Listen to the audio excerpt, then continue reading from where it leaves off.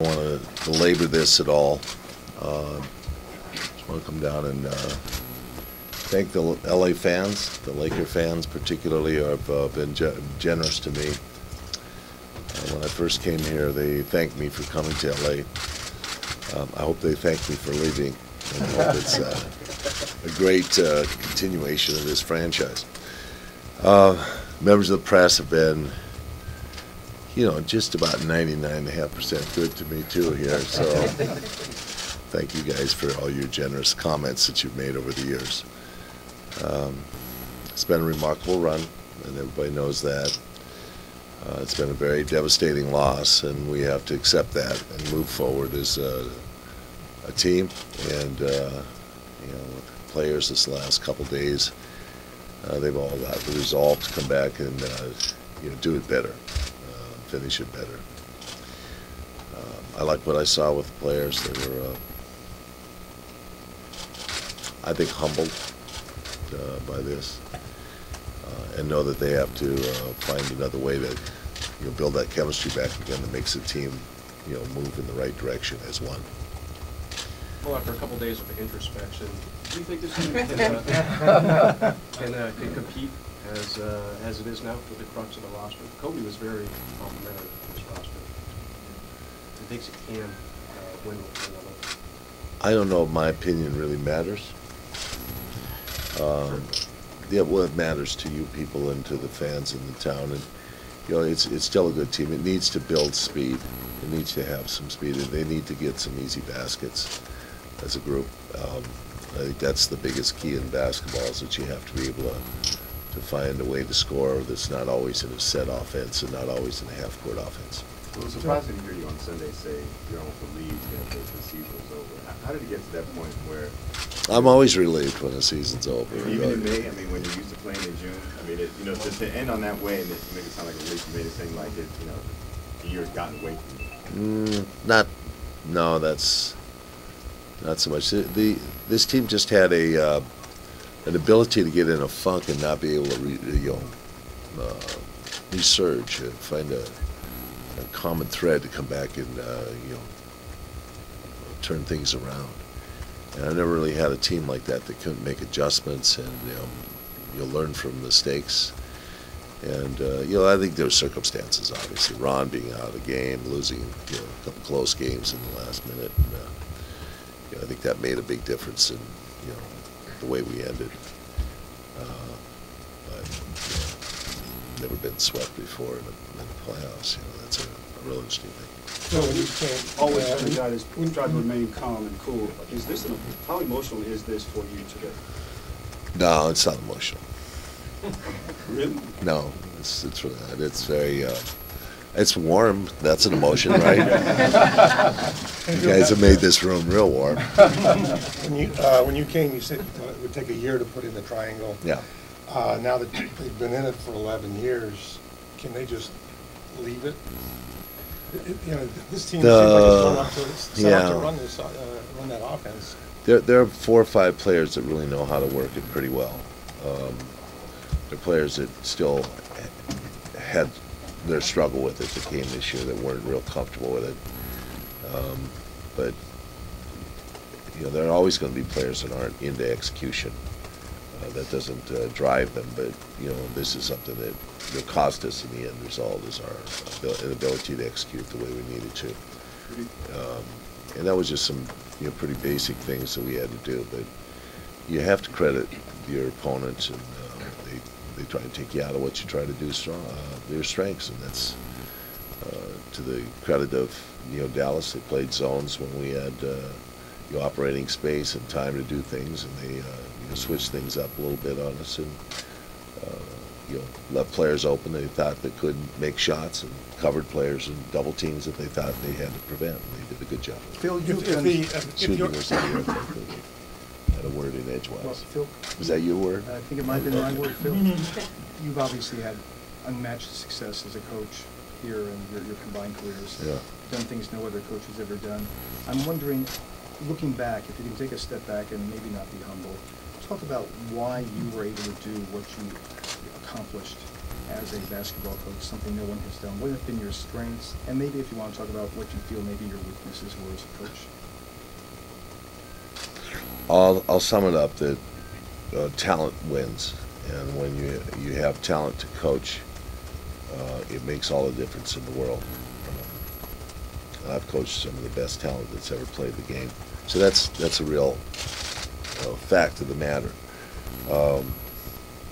To be able to generate momentum, so it wasn't just a one trick and it was over, one championship, has a lot to do with the staff that joined me. Tex Winter, Johnny Bach, Jimmy Clemens, Jimmy Rogers, Frank Hamlin, Brian Shaw, Kurt Rambis, and Chuck Persons, some of those guys, although Bill Cartwright was there for a year, and Johnny Paxson in Chicago. So there was a combination of people that came into the staff that were dedicated to what we were doing, were interested in the execution. Tex Winter was a stalwart companion of mine as a coach for 15 years of these 20. So that was a real good teamwork that we had together, and it was a lot of fun, and the players caught on it and got with it. The strengths that I have probably are about community, about groups, about the chemistry on a team. The first time I interviewed for a job as an NBA coach and was rejected, it was because I didn't know X's and O's. I didn't take basketball 101 in college. I took other things, but that wasn't always my strength, is figuring out how to make a last-second play work or whatever. I felt execution was important. A lot of times, probably failed in just some of the strategy things as a coach. There are other people that were good at it that were on my staff. How would your life have been different without Tex, you think? We were happy when Tex went into semi-retirement. We thought that was a perfect situation. The fact that he had a stroke was devastating for us and for his health and his well-being as a coach. But he really missed it, and we miss him. Bill, if the organization wants to go on from here and consider leading the triangle, are they going to need to get some kinds of players that aren't here now and that you don't have to have in the triangle, like Point Guard? Teams always move forward, and I think a lot of it will dictate who their coach is going to be. I've heard a number of names come up, and I know there are a lot of systems that are very similar to ours in this game that go by keys and go by passes, and instead of by coaches running up and down the sideline calling all the plays. So there are other coaches in this league that have systems that work by sequences. So I think that they understand that that's an important aspect of basketball. I would be surprised if the next coach didn't have those kind of philosophies that I have. What would make Ryan a good candidate, whether here or somewhere else? What would make him a strong coach? I really don't want to spend a lot of time doing that. I know that that's a focal point, but I really don't, because it's not fair in any respect. So I won't. Phil, Do you every have any guy. aspirations or any discussions to maybe go to the front office with the Lakers, or be a consultant maybe? No. What do you want to do? I mean, have you thought, and obviously you've thought about it,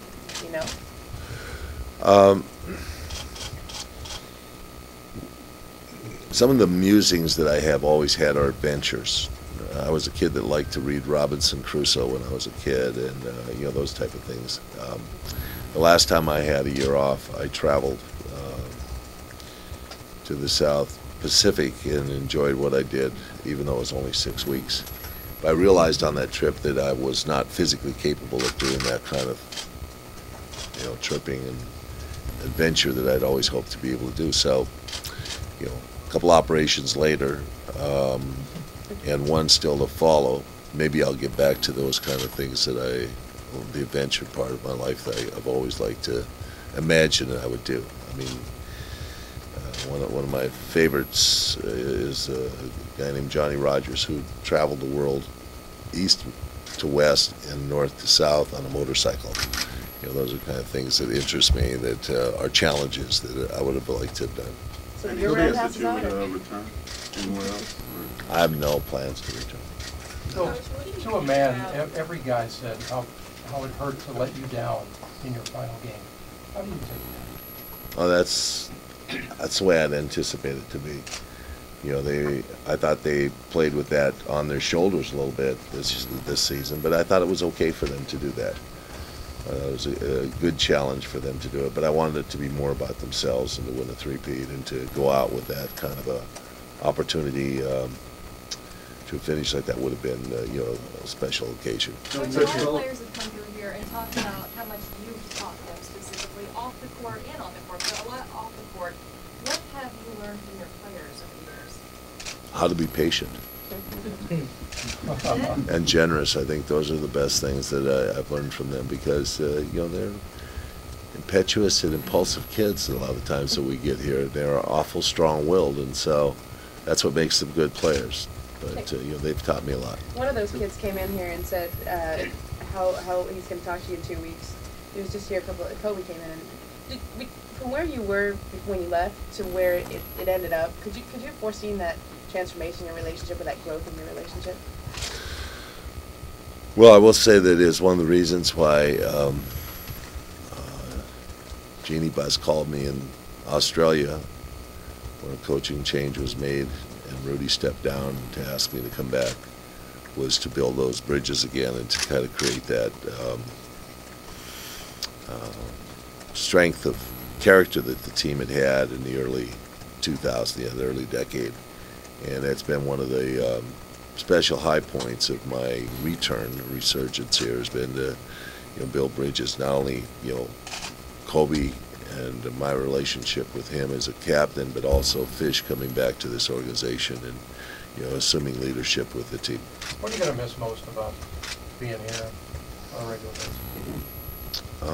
Yeah, I really just, you know, enjoy the, you know, the atmosphere of coming to this building and working, and you know, the whole process of going through our day, setting up a practice schedule, you know, monitoring the guys, getting them out there and playing, you know, trying to get some kind of a spontaneous feeling from them in a setting that's not always in a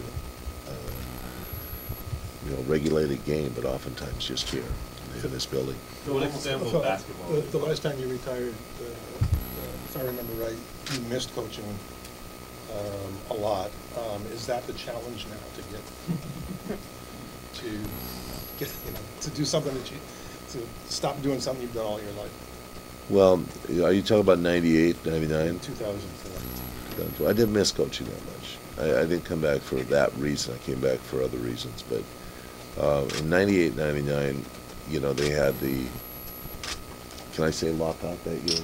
Was that lockout? They had the lockout that year, and they had the, you know, asterisk season. So, yeah, they didn't start till February. So there was, you know, no basketball to watch, and so it was really simple to, you know, go about my business and, you know, not have be plagued by, you know, NBA basketball. But you know, there will be a struggle. You know, there's going to be an occasion when you know, be enamored with the game or with the team or with how the Lakers are doing, and I know that's always something to get over. But you know, one of the things I watched in my, you know, days with some of my coaches, Johnny Bach and Tex Winter, was there's a point, and I'm about at that point, where you either move on or you stay in it, and you never break away from it, and you know, it becomes, you know, the rest of your life. And I always kind of thought that I'd like to do something beyond just the basketball coaching. I've been, you know, more than 20 years coaching basketball. That's a lot of time, and I spent, you know, 40 years in the NBA, so that's a lot of time in this one organization. You know, at some point the phone is... Phil, how much do you think basketball will be part of your life, just watching games and then texting the analysts? No. What do you think about the level of discipline that Bynum received in the league in terms of the number of games? Not surprised by the discipline. I still don't know exactly, you know, there was a time when guys took their shirts off and were applauded for it, but there's a $25,000 fine for that. I guess that's become part of the schedule.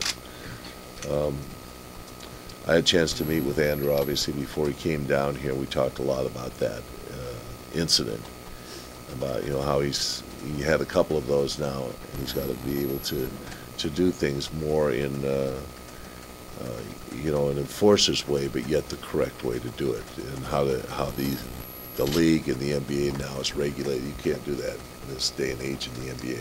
You could 20 years ago, but this is out of question right now to play like that. So he's got to watch how he does it, and he's got to monitor his emotions around it. Bill, did You you said formally part of you is submit your going to miss it. resignation You just today? said part of you is going to miss it. We know at some point the phone is going to ring from another team. Yeah. How can you be so sure? You sound so convinced the answer will be no. How can you be so sure? You know, today I'm sure. Bill, nearly You know, what's going to be like in 6 months? Who knows? Have you formally resigned yet, or is that still resigned? I don't know if I have to write a letter or not.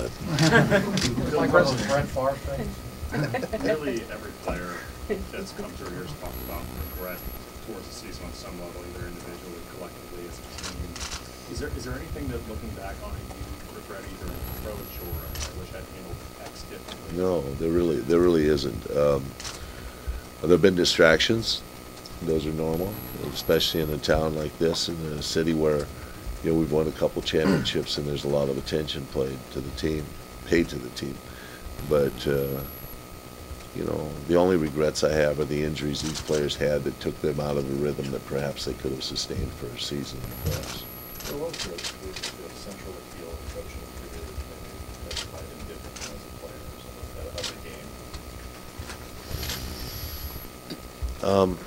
You know, as a player, you're pretty concerned individually with how you're going to do. You know, you spend an hour and a half or two before the ball game and your day ahead of it, you know, monitoring everything around the game, how you eat, get a nap, get everything regulated, you know, go in, get loose, make your shot, go in pre-game, you know, get your stretching done. It's all about your body, you know, getting your place, you know, how do you feel? And so you're really inside of yourself a lot, you know, dealing with the game as a player.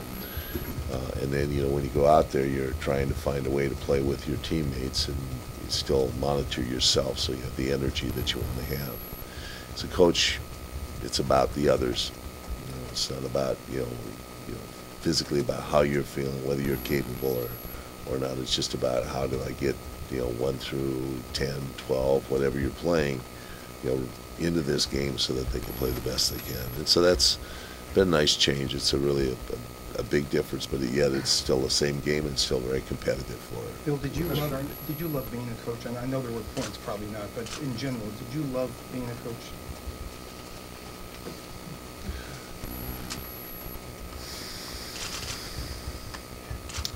Yes, I don't know if love is the right word. Challenged by it, I think is more of the word. I would think I was challenged by being a coach. I like the challenge of that. I spent a year and a half or two in the broadcast realm, and you know, was second best at even third best, if you can say that, to what's happening on the floor and what's you know, that competitive drive or urge that you have. And so that's it fulfills that as far as the next best thing to actually play the game. What kind of feedback are you getting from your kids right now? No, I haven't gotten any feedback from them. Really? They've just, you know, they had Sunday with me and we had a great time. We said goodbye and we hugged and left. You've lived such a public life. Do you think that it won't be so public anymore? I hope so. I hope it can be a private life. Traveling to this organization, do you feel like you have a stronger sense of attachment other than your relationship with Gene than you did with the Bulls? There are people in the organization, yes, that I have an attachment to, but you know, I haven't spoken to Jimmy Buss this year. Jerry I see occasionally, and you know, we confer, but you know, Mitch and I you know, have our chances to be together. We have a good relationship, so you know, those are people that, you know, in that department that I have a relationship with. But as far as, you know, with management, if you want to call them that, you know, there's really not a relationship with that aspect of it. So you know, when I leave here, I don't anticipate that they'll call me up and ask my advice. Is that surprising, after all the success you've brought this organization, to not have a stronger relationship with Jimmy or Dr. Buss? No, I think that, they understand exactly, what the deal was, and I came back for an extra year at their behest, even though I wanted to step back last year. But, this is to carry forward, what the plan was. And, we didn't quite get it done exactly the way we wanted to, but this is the plan, and it's done, and, business is business. Phil, the first time you met Red Holtzman 100 years ago, and if he would have said to you, this is where you'd be sitting now, would you have told him he was crazy? Or? He always encouraged me to be a coach, Oh. but I wasn't that interested in it. Oh, how come? There's a lot of, when you're a player and you look at all the knuckleheads that you have around you as teammates, you wonder, why would I ever get myself involved in anything this difficult? So stylistically, you were very different as a coach, even if you incorporated some traditional elements like Red Holtzman. Were you aware of being very different, and have you always kind of felt different? I remember when you were the quote house hippie for the Knicks. Well, Okay. that was part of my generation, I think. I don't know. Maybe I was just a little more outspoken. But no, I was an outsider. I've always been an outsider in that regard. When I was looking for a job and coaching in the CBA and having successes, and Red Holtzman would call and say, good luck. I would say, any places I can go, and he'd say, I'm not a maven in this game. I'm just, I don't have my clique, and there's a lot of different cliques in the NBA, and I never was a part of that. So, yeah, I was different. I had to be a little bit different, just from the standpoint of who I was, and where I came from. And even philosophically, you stayed that person that you were. Tried to, yeah. Coach, during your coaching career, what was the... Surmise off of innuendos, are you officially retired yet? Yeah, I've said that I'm relieved to be finished and happy with the job I've done. Coach, during your coaching process, what was the salesman process like of just, getting players to buy into your system, the triangle and just the mental exercises? It's you have to be determined. You really have to be determined that skills are really the important aspect of this game, and that the players cover those skills. And a lot of times we did a practice in which a high school coach would have come in and thought that we were even a step below what they do in high school, because we were emphasizing basic fundamentals. But it really is about that, and it's about the determination you have with your players that they're going to do those things that make them work. There's an old adage that John Wooden said, it's not the best system that always wins, but it's the team that executes their system the best that wins. Have you had any former players reach out to you someday? Yes. Just conversations with friends? Yes. No, but thank you. Phil, All right, that's it. Thank you.